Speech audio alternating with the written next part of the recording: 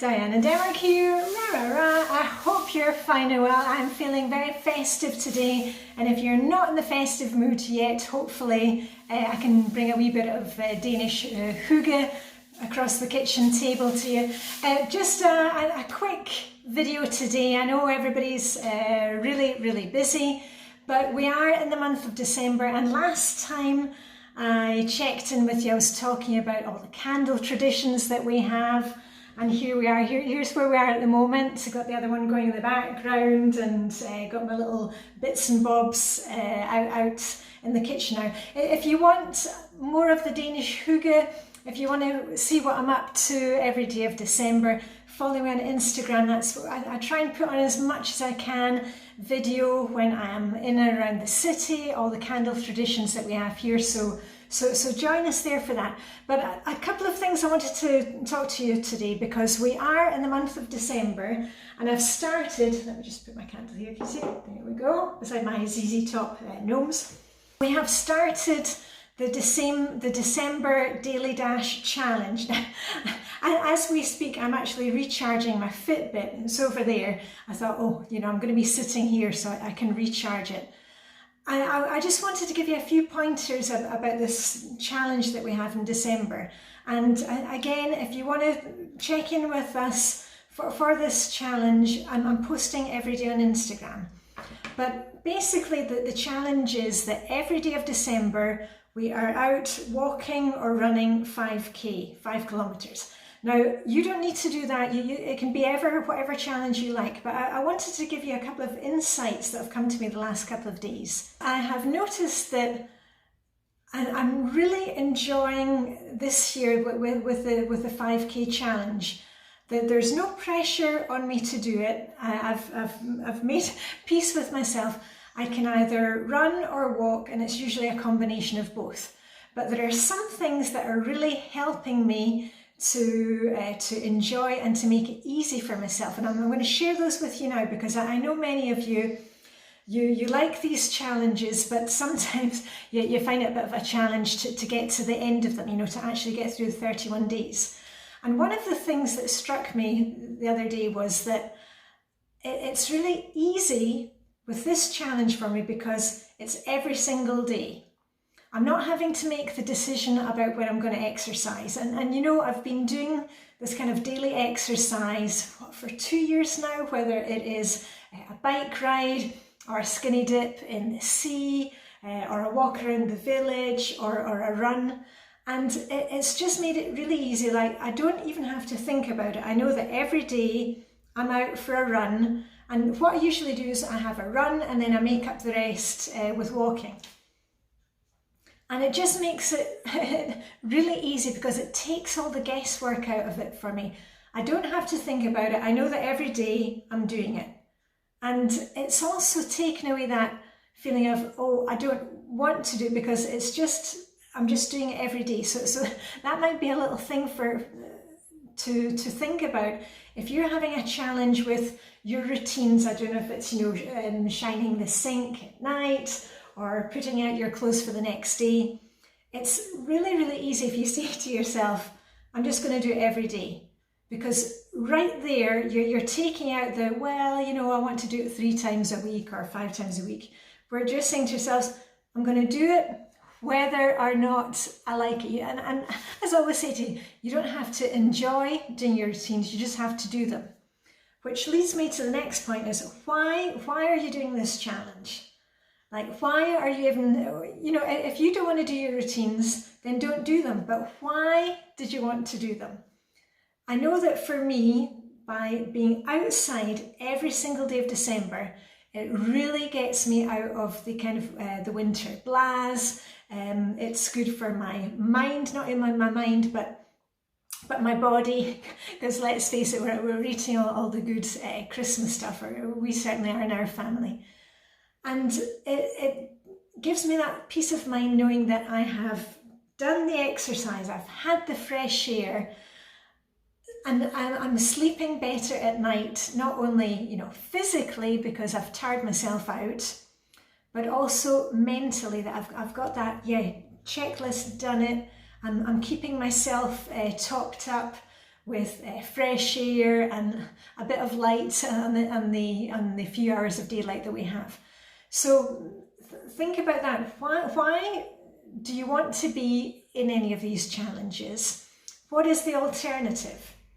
Because I know that for me, the alternative, if I don't go out and get my fresh air every single day, and we're not just talking about winter, but actually all year round, it negatively impacts me. And I don't want to go back to those kind of dark days again inside. So for me, it's you know, if I have that kind of fleeting moment thinking, oh, I don't want to do it, it's right there, I think. But the alternative is worse. Some little things that have really helped me to enjoy this challenge is first setting myself up for success. I've got my running gear ready, and for me, when I go running, we're now below freezing here in Denmark. For me, I've got my running gear, so in my bedroom, I've got my running tights and a t-shirt, and whether that is a running t-shirt with short sleeves or long sleeves, depending on how cold it is. And then down here in the ground level of the house, I've got my running shoes, I've got my running jackets. I kind of switch it up from day to day, so I'm not using the same thing every day, so it can be washed over the course of 31 days. I've got gloves, and I've got my buff. A buff is a tube of fabric. I have asthma, and I find it very useful, especially when we are below freezing, to run to cover my nose and my mouth. And also my asthma doctor asked me if I was using one of those. That's really helpful when you're running outside or exercising outside where it's cold. Also when I'm on my bike, I'll use the buff and just pull it up over my nose and mouth. So that helps me. And I've got my ear warmers, I've got my hat, and I also keep my headset charged up, and I've got a headset in my ear so I can listen to music, but I can also keep my other ear free to listen out for traffic and what's going on around me. So I have all of that. Was that everything? I think I covered it all. I've got all of that ready to go. So there's no kind of, you know, everyday kind of looking for the things. It's all set up. So think about that. If you're struggling with your routines or exercising, whatever it is, have you actually got yourself set up for success? Have you got the things out there and then? Have you made the decision to do it every day, whatever comes, and have a few alternatives in place? The other morning it was really, really icy outside. We had snowfall, and then the next day it was icy underfoot. So have alternatives in place so that if plan A goes into the wash, you can have something else set up ready to go, and you're not kind of throwing the whole plan out the window. And there's one last thing that has been really useful for me in this challenge, is that when we post, we've got a little private Facebook group for me and the ladies and gents in my group that are doing it. And we were all kind of running separately. Sometimes there'll be 2 or 3 running together. And you post a photo every day just for fun. And you post a photo, if possible, that relates to the date. So, for example, on day 4, I took a photo of me with a speed sign behind me with the number 4. And then when I was in the park the other day, on day 5, 5th of December, I did one where you could see 5 windows behind me. And we post it, and it's just been a really fun thing for me, because when I'm going out for my run, whether that's in the morning or before I make dinner, after dinner, I'm kind of thinking when I'm out on my run, okay, kind of looking around, and for me it keeps things fun and creative. I'm looking for something, you know, what can I do for the next day, for the number, you know, will it be a car number plate or a house number or the number of birds that you can see sitting on a lamppost. So it's been a real good way to connect with the others. And that's why I always say, whenever you're doing these things, keep yourself accountable, whether that is writing it down in your diary, checking things off in an app. Maybe you're using a Fitbit and you can track it that way, checking in with a group, check in with somebody else. And we're just kind of, as usual, we're cheering on each other here. But anyway, before we get too much into the kind of exercise thing, I'm trying to keep things very festive this month. And for me, it can be as simple as wearing one of my little festive rings. I've also got a little brooch that I like to put on, you know, if I've got a green or a red sweater. And, you know, even if we're staying at home, you can still add a few touches. I mean, today I've got on a sweater, and I've also got my thermal trousers and my thermal vest, or a simmet, as we call it in Scotland. But, you know, maybe you can put on some nice earrings. Something that I was doing last year was just adding a wee bit of glitter to my hair. I've also got a body spray that leaves a wee bit of glitter on you. And if you've got kids, you know what it's like. You're using glitter, and then suddenly you've got glitter everywhere, and it's on your cheeks and it's on the table, and you're finding it 3 weeks later. And also, I like to keep things festive at home.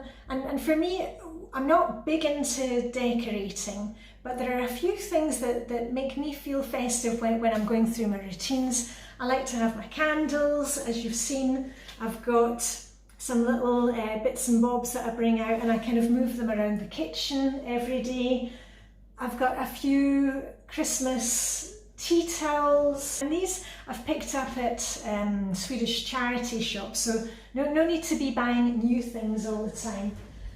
But those are just little things that give me that little festive feeling every single day. And when I'm doing my cleaning, or when I am going through my routines, I put my cordless headphones and I will listen to a Christmas audiobook. I posted last year on my blog with the Christmas ones that I was reading and listening to then. I'm sure your library has plenty of Christmas reading available, and I get lots of these craft books, not because I'm sitting doing a lot of crafts, but I just like to look through them, and again it just kind of gives me that Christmassy feeling. So what are you doing to keep yourself feeling festive this year?